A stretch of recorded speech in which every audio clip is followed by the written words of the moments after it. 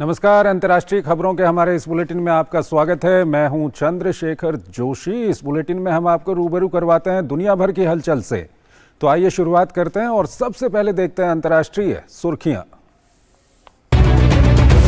चीन से जारी तनाव के बीच ताइवान में बनाई पहली स्वदेशी पनडुब्बी। परीक्षण प्रक्रिया के बाद 2024 में नौसेना में होगी शामिल। चीन ने ताइवान पर प्रतिद्वंद्विता और टकराव पैदा करने का लगाया आरोप। उत्तर कोरिया ने अपने संविधान में बदलाव करते हुए नई परमाणु निर्माण नीति को दी मंजूरी। खुद को किया परमाणु राष्ट्र घोषित। जापान ने तानाशाह के परमाणु संपन्न देश बनने की घोषणा को बताया अस्वीकार्य।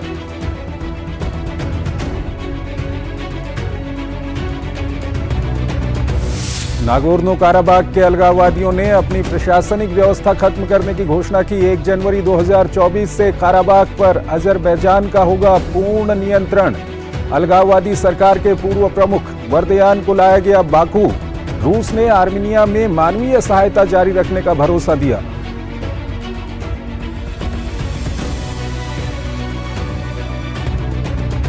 रूसी राष्ट्रपति पुतिन ने पूर्वी यूक्रेन के चुनाव नतीजों को बताया एकीकरण की दिशा में उठाया गया अहम कदम। क्रेमलिन ने अगले वर्ष रक्षा बजट में अभूतपूर्व वृद्धि की घोषणा की। नाटो महासचिव ने कहा यूक्रेन को जवाबी हमले में मिल रही है बढ़त।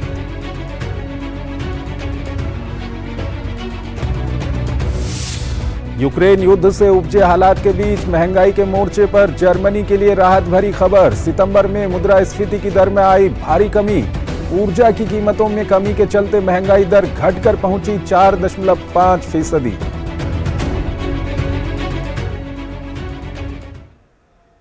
और आइए सबसे पहले आपको दिखाते हैं एशिया का आईना।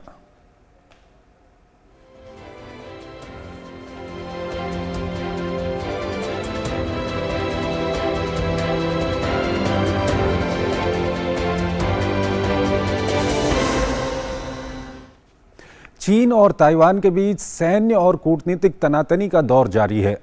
ताइवान ने पहली बार स्वदेश निर्मित पनडुब्बी को दुनिया के सामने लाकर चीन की चिंता बढ़ा दी है, तो वहीं चीन ने फुजियान और ताइवान के एकीकरण की योजना को अमल में लाने के लिए एक और कदम बढ़ाते हुए अपनी पहली हाई स्पीड रेल सेवा की शुरुआत कर दी है। ये रिपोर्ट देखिए। ताइवान जलडमरू मध्य में पिछले कुछ महीनों से जारी तनाव के बाद ताइपे ने अपनी स्वदेशी पनडुब्बी को दुनिया के सामने लाकर चीन की चिंता को बढ़ाने का काम किया। वो भी तब जब चीन ने ताइपे के नागरिकों को लुभाने के लिए अपने तटीय प्रांत फुजियान और ताइवान के बीच एकीकरण का ब्लूप्रिंट जारी किया था। ताइवान के ताजा कदम ने चीन को सकते में डाल दिया। ताइवान के राष्ट्रपति ने गुरुवार को अपनी पहली स्वदेशी पनडुब्बी को दुनिया के सामने पेश करते हुए इसकी जमकर तारीफ की। उन्होंने कहा कि यह चीनी सेना के हमले के बढ़ते खतरे के बीच ताइवान को मजबूत और सुरक्षित बनाएगा। ताइवान के काओ हसिंग स्थित शिपयार्ड में आयोजित कार्यक्रम में डीजल इलेक्ट्रिक सबमरीन नारवॉल का अनावरण किया गया। ताइवानी राष्ट्रपति ने पनडुब्बी को देश की बड़ी उपलब्धि बताते हुए कहा कि यह पनडुब्बी देश की रक्षा की दिशा में हमारी ठोस प्रतिबद्धता को दिखाती है। अतीत में घरेलू निर्मित पनडुब्बियों को असंभव माना जाता था, लेकिन आज हमारे देशवासियों की ओर से डिजाइन और निर्मित पनडुब्बी आपके सामने है। यदि सब कुछ ठीक रहा तो पहली पनडुब्बी 2024 के अंत तक डिलीवरी के लिए तैयार हो जाएगी और दूसरी 2027 तक पूरी करने की योजना है। नारवॉल 2025 में ताइवान की नौसेना में शामिल हो जाएगा, जो 1980 के दशक में नीदरलैंड से खरीदी गई 2 मौजूदा पनडुब्बियों से अलग होगा। स्वदेशी पनडुब्बी निर्माण के लिए कई देशों की विशेषज्ञता और प्रौद्योगिकी का इस्तेमाल किया गया है, जो कूटनीतिक रूप से अलग थलग पड़े ताइवान के लिए एक बड़ी उपलब्धि मानी जा रही है। नारवॉल को अगले महीने समुद्री परीक्षण के लिए पानी में उतारा जाएगा। अगर सब कुछ योजना के मुताबिक रहा तो ये 2024 के अंत तक नौसेना के लिए उपलब्ध हो जाएगा। ताइवान के विदेश मंत्रालय के मुताबिक चीन की तरफ से बढ़ते खतरे को देखते हुए उसे अपनी सुरक्षा को मजबूत करने के अलावा कोई अन्य विकल्प नहीं दिखता। हमें ग्रे जोन गतिविधियों से निपटना है। हमें चीन से आने वाले रोजमर्रा के सैन्य खतरे से निपटना है, तो पारंपरिक क्षेत्र में हमें समग्र रक्षा क्षमताओं को मजबूत करना होगा। मसलन हमें वायुसेना क्षमताओं को मजबूत करना, नौसैनिक क्षमताओं को मजबूत करना जरूरी है। नई पनडुब्बी का निर्माण उन्हीं रणनीतियों में से एक है। ताइपे द्वारा पहली घरेलू विकसित पनडुब्बी का अनावरण करने के तुरंत बाद चीन ने चिंता जताते हुए ताइवान पर प्रतिद्वंद्विता और टकराव पैदा करने का आरोप लगाया। चीनी विदेश मंत्रालय के प्रवक्ता ने कहा कि ताइपे की सेना का विस्तार ताइवान जलडमरू मध्य की शांति और स्थिरता को कमजोर कर देगा। यह विदेशी मामला नहीं है, क्योंकि ताइवान चीन का एक अविभाज्य हिस्सा है। डेमोक्रेटिक प्रोग्रेसिव पार्टी के अधिकारियों का ताइवान की स्वतंत्रता के लिए अलगाववाद का सहारा ले रहा है। ताइपे प्रशासन ताइवान के लोगों की मेहनत की कमाई हथियारों पर खर्च कर लुटा रहा है। इससे सिर्फ टकराव बढ़ेगा, जो ताइवान स्ट्रेट की शांति और स्थिरता को कमजोर करेगा। उधर ताइवान की यात्रा पर आए ऑस्ट्रेलियाई प्रतिनिधियों ने राष्ट्रपति त्साई से मुलाकात की। दोनों देशों ने स्वतंत्र और खुले हिंद प्रशांत क्षेत्र की रक्षा करने को अपना साझा लक्ष्य करार दिया। ताइपे की यात्रा पर आए ऑस्ट्रेलियाई सांसदों के साथ बैठक में त्साई ने ताइवान जलडमरू मध्य में शांति और स्थिरता के महत्व पर जोर दिया। स्वतंत्र और खुला हिंद प्रांत क्षेत्र की रक्षा करना ताइवान और ऑस्ट्रेलिया का साझा लक्ष्य है। मेरा मानना है कि यहाँ सभी के समर्थन से दोनों पक्षों के बीच सार्थक सहयोग होगा। दरअसल ताइवान और चीन दोनों ने 2021 में ऐतिहासिक व्यापार समझौते में शामिल होने के लिए आवेदन किया था, जिसमें 11 देश शामिल हैं, लेकिन चीन ताइवान को इसमें शामिल करने का विरोध करता रहा है। अधिकांश देशों की तरह ऑस्ट्रेलिया का भी ताइवान के साथ कोई औपचारिक राजनयिक संबंध नहीं है। इस बीच चीन ने फुजियान और ताइवान के एकीकरण की योजना को अमल में लाने के लिए एक और कदम बढ़ाते हुए अपनी पहली हाई स्पीड रेल सेवा की शुरुआत कर दी। गुरुवार सुबह फुजियान की राजधानी फुजो से बुलेट ट्रेन की शुरुआत हुई, जो कई खाड़ियों से गुजरते हुए ताइवान के करीब स्थित दक्षिण पूर्वी क्षेत्र को जोड़ेगी। रेल नेटवर्क के विस्तार योजना के तहत चीन ताइवान के उस हिस्से तक अपनी पकड़ बनाना चाहता है जहां उसकी स्थिति कमजोर है। हालांकि चीन ने अपनी योजना को क्षेत्र में अवसर बढ़ाने और यात्रा को आसान बनाने की बात कहकर पल्ला झाड़ लिया। अगली खबर उत्तर कोरिया से है। उत्तर कोरिया ने देश के संविधान में खुद को परमाणु शक्ति संपन्न देश का दर्जा दिया है। देश के नेता किम जोंग उन ने इसके साथ ही और ज्यादा आधुनिक परमाणु हथियार बनाने की बात कही है। उत्तर कोरिया के इस कदम की कई देश निंदा कर रहे हैं, वो चिंतित भी हैं। वहीं उत्तर कोरिया को परमाणु हथियारों से दूर रखने की कूटनीतिक कोशिश भी नाकाम हो गई है। उत्तर कोरिया की हर हरकत प्रायद्वीप में तनाव बढ़ाने वाला माना जाता है।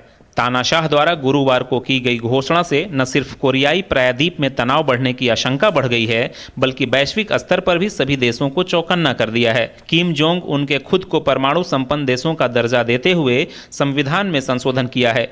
कोरियाई मीडिया ने जानकारी देते हुए कहा कि संविधान में संशोधन कर उत्तर कोरिया अब अधिक परमाणु हथियारों का उत्पादन कर सकेगा। समाचार एजेंसी KCNA के मुताबिक स्टेट पीपल्स असेंबली की बैठक की शुरुआत में ही किम जोंग ने स्पष्ट कर दिया कि उत्तर कोरिया की परमाणु शक्ति निर्माण की नीति देश के बुनियादी कानून की तरह स्थायी है, जिसे किसी को भी बदलने की इजाजत नहीं होगी। पिछले 2 दिनों तक हुई पीपल्स असेंबली की बैठक महज एक औपचारिकता मात्र थी, जिसमें अमेरिका और उसके सहयोगी देशों से मुकाबले के लिए और परमाणु हथियारों के उत्पादन की वकालत की गई। तानाशाह ने बैठक को संबोधित करते हुए कहा कि अमेरिका और उसके सहयोगी देशों ने कोरियाई प्रायद्वीप के पास अपनी रणनीतिक परमाणु सुविधाओं की तैनाती कर उत्तर कोरिया को युद्ध के लिए तैयार रहने को मजबूर किया है, जिसने क्षेत्र में परमाणु युद्ध के खतरे को अत्यधिक बढ़ा दिया। बैठक में किम जोंग उन ने परमाणु हथियारों के निर्माण को बढ़ाने और परमाणु हमले के तरीकों में विविधता लाने पर भी जोर दिया। दरअसल परमाणु कार्यक्रम पर अंतर्राष्ट्रीय प्रतिबंधों के बावजूद उत्तर कोरिया ने अमेरिका, दक्षिण कोरिया और उनके सहयोगी देशों की चेतावनियों की अनदेखी कर इस साल रिकॉर्ड संख्या में मिसाइल परीक्षण किए हैं, जिसे लेकर पड़ोसी एशियाई देशों ने अपनी चिंता को भी उजागर किया है। उत्तर कोरिया ने इस साल जिन परमाणु हथियारों का परीक्षण किया है उनमें अंतर महाद्वीपीय बैलिस्टिक मिसाइल भी शामिल हैं। इतना ही नहीं, उत्तर कोरिया इस साल 2 बार सैन्य जासूसी उपग्रह भी कक्षा में स्थापित करने की नाकाम कोशिश कर चुका है। तानाशाह के आक्रामक तेवर को देखते हुए दक्षिण कोरिया और अमेरिका ने आपसी सुरक्षा सहयोग बढ़ाते हुए कई बार बड़े पैमाने पर संयुक्त सैन्य अभ्यास भी आयोजित किए, जिसमें जापान भी शामिल रहा है। उत्तर कोरिया की घोषणा के बाद जापान ने तानाशाह के परमाणु संपन्न देश बनने की घोषणा को पूरी तरह अस्वीकार्य करार दिया। उत्तर कोरिया का परमाणु और मिसाइल विकास हमारे देश और अंतर्राष्ट्रीय समुदाय की सुरक्षा के लिए खतरा है। हम अमेरिका, दक्षिण कोरिया और बाकी अंतर्राष्ट्रीय समुदाय के साथ मिलकर संयुक्त राष्ट्र के प्रस्ताव को लागू कराएंगे और उत्तर कोरिया के परमाणु हथियारों को पूरी तरह से खत्म कराएंगे। बहरहाल उत्तर कोरिया के इस कदम से DPRK को अपने परमाणु हथियार छोड़ने के लिए तैयार करने की कूटनीतिक कोशिशों को करारा झटका लगा है। वैसे उत्तर कोरिया ने अपने संविधान में बदलाव की घोषणा तो अब किया है, लेकिन किम जोंग उन ने पिछले साल ही घोषणा कर दी थी कि उत्तर कोरिया एक अपरिवर्तनीय परमाणु हथियार वाला देश है। रणनीतिक विश्लेषकों का भी मानना है कि संविधान में उत्तर कोरिया को परमाणु हथियार संपन्न दर्जा देने के बाद देश के नेतृत्व को परमाणु हथियार छोड़ने के लिए तैयार करने की वैश्विक समुदाय की उम्मीदें अब कमजोर हो जाएंगी। अजरबैजान और आर्मीनिया के बीच पिस रहे नागोर्नो काराबाख की अलगाववादी सरकार ने 1 जनवरी 2024 तक खुद को यानी अपनी प्रशासनिक व्यवस्था को भंग करने का ऐलान किया।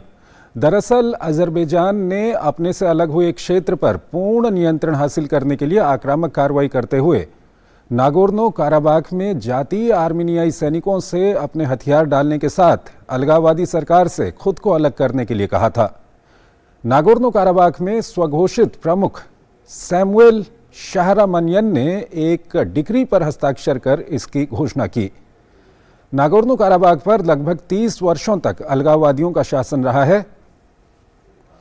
नागोर्नो काराबाख पर दोबारा नियंत्रण हासिल करने के बाद अजरबैजान ने क्षेत्र में अलगाववादी सरकार के पूर्व प्रमुख को आर्मेनिया में घुसने की कोशिश के दौरान गिरफ्तार कर लिया। अजरबैजान के सीमा सुरक्षा बल ने रुबेन बर्देयान को गिरफ्तारी के बाद राजधानी बाकू ले जाकर संबंधित प्राधिकारियों को सौंप दिया, जो उनके बारे में फैसला करेंगे। आर्मेनिया के मुताबिक नागोर्नो काराबाख से आर्मेनियाई लोगों का पलायन तेजी से हो रहा है। 65,000 से अधिक लोग अब तक आर्मेनिया की सीमा में प्रवेश कर चुके हैं। इस सब के बीच रूस ने कहा है कि वो अजरबैजान के क्षेत्र नागोर्नो काराबाख में मानवीय स्थिति पर करीब से नजर रख रहा है। क्रेमलिन के प्रवक्ता के मुताबिक रूसी शांति सैनिक क्षेत्र के लोगों को लगातार सहायता प्रदान कर रहे हैं। एक छोटा सा ब्रेक लेते हैं यहाँ पर।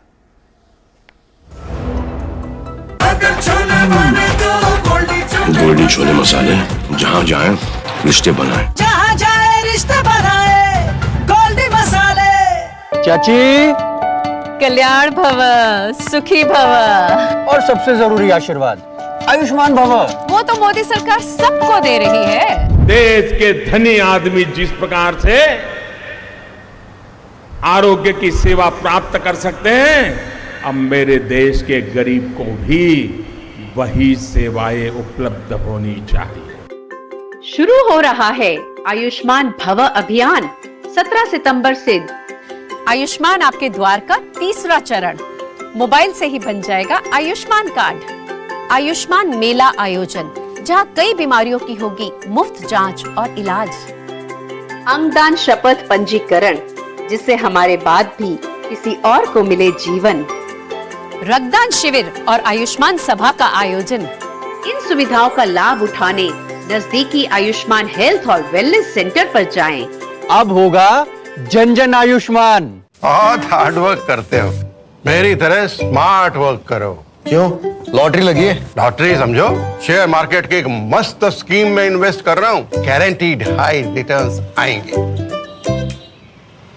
आपके गारंटीड हाई रिटर्न्स कोई करण अर्जुन नहीं है जो जरूर आएंगे? मतलब पापा, शेयर मार्केट में जोखिम होता है, कोई भी गारंटीड हाई रिटर्न्स का वादा नहीं कर सकता, ये गैर कानूनी है। अच्छा, हाँ। सोच कर समझ कर इन्वेस्ट कर। स्वागत है आपका ब्रेक के बाद और आइए अब आपको दिखाते हैं यूरोप इन दिनों।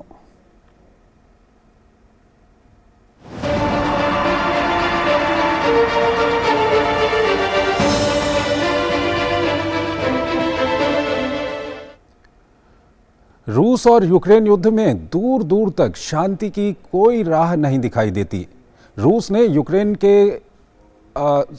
से कब्जे में लिए इलाकों में चुनाव कराए थे और इन चुनावों के परिणामों ने रूस के रुख को और कड़ा कर दिया है। वहीं दूसरी ओर यूक्रेन रूस की ओर से लगातार किए जा रहे ड्रोन हमलों को नाकाम करने का दावा कर रहा है। इस सब के बीच एक अफवाह फैल रही थी कि जो चेचन नेता हैं रमजान कादिरोव, वो बीमार हैं, लेकिन वो पुतिन से मुलाकात करते हुए दिखाई दिए। ये रिपोर्ट देखिए। रूस यूक्रेन के बीच शांति की उम्मीद हर गुजरते वक्त के साथ कम होती जा रही है। दोनों ही पक्षों में से कोई भी इस ओर न तो आगे बढ़ता दिखाई दे रहा है और न ही वर्तमान समय में अंतर्राष्ट्रीय समुदाय की तरफ से कोई पहल हो रही है। इतना ही नहीं, पूर्वी यूक्रेन के कई हिस्सों पर अपना दावा करते हुए पुतिन द्वारा कराए गए चुनाव के नतीजों ने क्रेमलिन के तेवरों को और कड़ा कर दिया है। रूसी राष्ट्रपति पुतिन ने आंशिक रूप से रूस के नियंत्रण वाले डोनेस्क, लुहांस्क, खेरसोन और ज़ेपोरोजिया के निर्वाचित प्रतिनिधियों के साथ हुई बैठक में चुनाव नतीजों को पूर्ण एकीकरण की दिशा में अहम कदम बताया। हालांकि कई मौकों पर कीव और उसके सहयोगी देशों ने चुनाव को अवैध घोषित करार देते हुए पुतिन के कदमों की निंदा की थी। पहली बार रूसी कानून के तहत चुनाव हुए। वास्तव में डोनबास और नोवरोसिया में कई क्षेत्रीय सांसद पहली बार चुने गए। निस्संदेह यह एक महत्वपूर्ण घटना है। हमने एकल कानूनी राज्य बनने की दिशा में एक महत्वपूर्ण कदम उठाया है। इस बीच कई दिनों से मीडिया में आ रही चेचन नेता रमजान कादिरोव के बीमार होने की खबरों पर उस वक्त विराम लग गया जब उन्होंने गुरुवार को राष्ट्रपति पुतिन से मुलाकात की। दोनों के बीच हुई बातचीत में यूक्रेन युद्ध में चेचन लड़ाकों के योगदान पर चर्चा हुई। दरअसल रूस यूक्रेन युद्ध में चेचन लड़ाकों की भूमिका काफी अहम मानी जाती रही है, क्योंकि कई मोर्चों को फतह करने में उसने रूसी सैनिकों की न सिर्फ मदद की बल्कि कादिरोव के लड़ाकों ने आगे बढ़कर कीव को नुकसान पहुंचाया। दोनों नेताओं की मुलाकात का वीडियो ऐसे वक्त आया है जब चेचन हिरासत में एक रूसी कैदी को पीटे जाने का वीडियो सोशल मीडिया पर वायरल है। चेचन्या के विकास की गति काफी सकारात्मक है। रूस की सरकार आपके घनिष्ठ सहयोग का आभारी है। मैं जानता हूं कि आपने उन विषयों की एक सूची तैयार की है जिन पर आप चर्चा करना चाहेंगे। हम विशेष सैन्य अभियान की शुरुआत से लेकर आज तक के नतीजे पर गर्व करना चाहेंगे। आपकी टीम अच्छे परिणाम के साथ मोर्चे पर काफ़ी सफलता हासिल करके दिखाती है। मुझे लगता है कि हमने उन्हें काफ़ी मदद पहुंचाई है। उधर कीव के दौरे पर अचानक पहुंचे नाटो महासचिव स्टोल्टेनबर्ग ने यूक्रेन के राष्ट्रपति वोलोदिमिर ज़ेलेंस्की से मुलाकात की। उन्होंने कहा कि यूक्रेनी सेनाएं रूसी सेनाओं के खिलाफ अपने जवाबी हमले में धीरे धीरे बढ़त हासिल कर रही हैं। जेंस स्टोल्टेनबर्ग ने घोषणा की कि नाटो ने कई हथियार कंपनियों के साथ अनुबंध कर अपने खत्म हुए भंडार को फिर से भरने की कवायद शुरू कर दी है, जो युद्ध में यूक्रेन को काफी मदद करेगा। स्टोल्टेनबर्ग ने नाटो सदस्य रोमानिया के साथ यूक्रेन की सीमा के पास रूसी हमलों की निंदा की। रोमानिया में ड्रोन के मलबे के संबंध में हमारे पास ऐसा कोई संकेत नहीं है कि यह मित्र देशों के क्षेत्र के खिलाफ रूस द्वारा जानबूझकर किए गए हमले का परिणाम है, लेकिन रूस के युद्ध और रोमानियाई सीमाओं के करीब हमले लापरवाह हैं जो क्षेत्र को अस्थिर कर रहे हैं। हमने यूक्रेन के महत्वपूर्ण बुनियादी ढांचे पर अपेक्षित रूसी हमलों पर अलग से चर्चा की। हमने उन चीज़ों की डिलीवरी पर चर्चा की जिनकी हमें वास्तव में ज़रूरत है। सदस्य देशों द्वारा अतिरिक्त वायु रक्षा प्रणालियों की डिलीवरी पर हमें सहयोगी देशों से आश्वासन मिला है। बहरहाल दोनों देशों के बीच वार पलटवार का सिलसिला लगातार जारी है। गुरुवार को भी दोनों देशों ने एक दूसरे पर जमकर हमले किए। यूक्रेन की वायुसेना ने जहां रूस द्वारा दागे गए 44 शहीद ड्रोनों में से 34 को मार गिराने का दावा किया। दरअसल यूक्रेन के दक्षिणी बंदरगाही क्षेत्र ओडेसा को जुलाई से ही रूसी ड्रोन और मिसाइल हमलों का सामना है। रूस ने संयुक्त राष्ट्र की मध्यस्थता वाले अनाज निर्यात समझौते से हटने का फैसला कर लिया था। उसके बाद से ये हमले बढ़ गए हैं। अगली खबर की ओर चलते हैं। महंगाई के मोर्चे पर सितंबर में जर्मनी के लिए राहत भरी खबर आई है। इस महीने मुद्रास्फीति की दर यूक्रेन युद्ध के बाद से सबसे निचले स्तर पर आ गई है।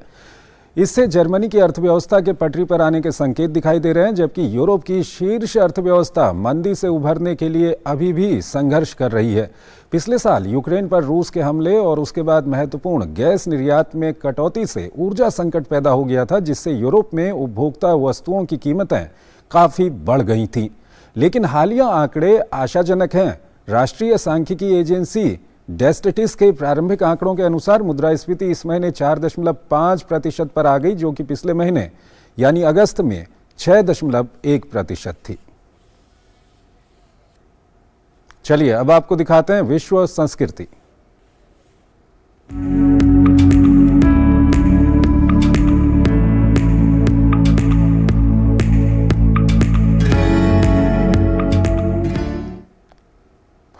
अफगानिस्तान में तालिबान के शासन के बाद सबसे बुरी स्थिति महिलाओं की है। कई महिलाएं देश से पलायन कर गई हैं। ऐसी ही कुछ महिलाएं पाकिस्तान में भी हैं और यहां 37 वर्षीय महारा बशीर अफगान महिला शरणार्थियों की जिंदगी में नई रोशनी लाने की मशक्कत कर रही हैं। पेशावर में कैसे वो अफगान महिलाओं के लिए मदद का हाथ बढ़ा रही हैं, ये रिपोर्ट देखिए। पाकिस्तान के पेशावर की एक गली में 37 वर्षीय महारा बशीर अफगान महिला शरणार्थियों की जिंदगी में नई रोशनी लाने की मशक्कत कर रही हैं। उन्होंने ठानी है कि अफगान महिलाओं की किस्मत बदलने की। सिलाई बुनाई, कला, शिल्प, डिजिटल कौशल, फैशन डिजाइनिंग और सौंदर्य उपचार से ये महिलाएं खुद को सशक्त बनाने की जद्दोजहद कर रही हैं। सना स्किल अकादमी के जरिए अफगान महिलाओं को ये प्रशिक्षण निःशुल्क प्रदान किया जा रहा है। 2021 में तालिबान के सत्ता में आने के साथ ही अफगानिस्तान में महिलाओं की स्थिति अमानवीय होती गई। बीते 2 सालों में बड़ी संख्या में महिलाओं ने पलायन का रास्ता अपनाया। यह एक प्रशिक्षण केंद्र है जो मूल रूप से अफगान और पाकिस्तानी समुदायों को कौशल सिखाने के लिए शुरू किया गया है। हमारे पास 70 से 80% अफगान शरणार्थी हैं और हम 20 से 30% पाकिस्तानियों को भी यह कौशल सीखने का मौका देते हैं। पिछले बैच में से जिन्होंने सिलाई और कढ़ाई सीखी थी, उन्हें एक स्थानीय एनजीओ में नौकरी मिल गई। ब्यूटी कोर्स करने वाली कुछ महिलाओं ने अपने स्वतंत्र सैलून खोल लिए हैं। हमने एक बिजनेस प्लान के तहत कुछ लड़कियों को ट्रेनिंग भी दी थी और अब वे अपने घरों से ही ब्यूटी की शिक्षा और सेवाएं दे रही हैं। महारा बशीर प्रवासी महिलाओं के जीवन में मसीहा बनकर आई हैं। उन्होंने पेशावर विश्वविद्यालय से राजनीति विज्ञान में स्नातक की डिग्री प्राप्त की है और 12 साल तक एक गैर सरकारी संस्थान के साथ काम किया है। नवंबर 2022 में उन्होंने इस पहल की शुरुआत की थी। शुरुआत में इस प्रयास से 103 अफगान महिलाएं जुड़ी थीं। दिन प्रतिदिन आवेदकों की संख्या में इजाफा होता जा रहा है। अब आलम यह है कि महिलाओं के बैठने की जगह कम पड़ने लगी है। महारा बशीर का कहना है कि अगर उनको मदद मिले तो वो 250 से लेकर 500 छात्रों को प्रशिक्षित कर सकती हैं। कुछ छात्रों ने पहले ही घर से कमाई शुरू कर दी है। वे मेकअप कर रही हैं, ब्राइडल मेकअप कर रही हैं, फेशियल कर रहे हैं इत्यादि। वे पहले से ही ऐसा कर रही हैं। जिस समाज की महिलाएं सशक्त होती हैं, वह समाज प्रगति करता है। सना स्किल अकादमी से प्रशिक्षित होने वाली महिलाएं महीने के 8,000 से 10,000 कमा लेती हैं। जो महिलाएं यहां से प्रशिक्षण पाने के बाद रोजगार पाने में कामयाब नहीं होती, वे कपड़े बनाती हैं और बाजार में ये ऑनलाइन के माध्यम से बेचती हैं। महारा को अपने सपनों को जिंदा रखने के लिए कभी कभी अपने जेब से पैसा लगाना पड़ता है। अफगान महिलाओं के लिए एक काले साम्राज्य से निकलकर जिंदगी की नई शुरुआत करना किसी चुनौती से कम नहीं था, पर महारा बशीर इनके जीवन में एक नई उमंग भरने और उन्हें सशक्त बनाने का भरपूर प्रयास कर रही हैं।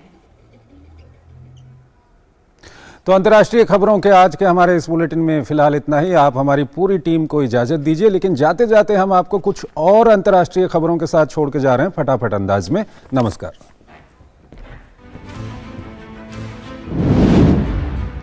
थाईलैंड पुलिस के अधिकारियों ने 15 मिलियन से अधिक मेथाम्फेटामाइन गोलियां और करीब 8 मिलियन अमेरिकी डॉलर मूल्य के अवैध पदार्थ जब्त किए हैं। थाई पुलिस की यह साल की सबसे बड़ी नशीली दवाओं की भंडाफोड़ है। पुलिस ने इस मामले में 4 लोगों को गिरफ्तार किया है। थाईलैंड के न्याय मंत्री तावी सोडसोंग ने इस कार्रवाई को एक महत्वपूर्ण उपलब्धि बताया, जबकि पुलिस प्रमुख तोरसाक सुखबिमोल ने कहा कि जब्त किए गए ड्रग्स का उत्पादन पड़ोसी देश में किया गया था। थाई प्रधानमंत्री श्रेथा थाविसिन ने नोम पेन्ह की आधिकारिक यात्रा के दौरान कंबोडियाई प्रधानमंत्री हुन मानेट से मुलाकात की। इस दौरे पर थाई और तस्करी के पीड़ितों के लिए थाईलैंड द्वारा वित्त पोषित केंद्र के एक समारोह में भी उन्होंने भाग लिया। इस साल सितंबर में शपथ लेने के बाद प्रधानमंत्री के रूप में यह श्रेथा की पहली शीर्ष स्तरीय द्विपक्षीय यात्रा थी। उज्बेकिस्तान की राजधानी ताशकंद हवाई अड्डे के पास एक गोदाम में शक्तिशाली विस्फोट से एक व्यक्ति की मौत हो गई, जबकि 162 लोग घायल हो गए। उज्बेकिस्तान के स्वास्थ्य मंत्रालय ने एक बयान में कहा कि घटना में एक लड़के की मौत हुई, जबकि 24 लोगों को अस्पताल में भर्ती कराया गया है। 138 लोगों को हल्की चोटें आई हैं। विस्फोट की घटना एक सीसीटीवी फुटेज में कैद हो गई है। ताशकंद प्रशासन ने कहा है कि राजधानी के अंतर्राष्ट्रीय हवाई अड्डे पर उड़ानें सामान्य रूप से चल रही हैं। यूरोपीय संघ के प्रवासन मंत्रियों ने ब्रसेल्स में मुलाकात की। इस मुलाकात में समुद्र के रास्ते आने वाले प्रवासियों को कैसे संभाला जाए, इस पर चर्चा की गई, क्योंकि इटली और जर्मनी बढ़ते आप्रवासन के बारे में चिंतित हैं। बर्लिन ने यूरोप के खुले यात्रा क्षेत्र के अंदर सीमा नियंत्रण शुरू कर दिया है।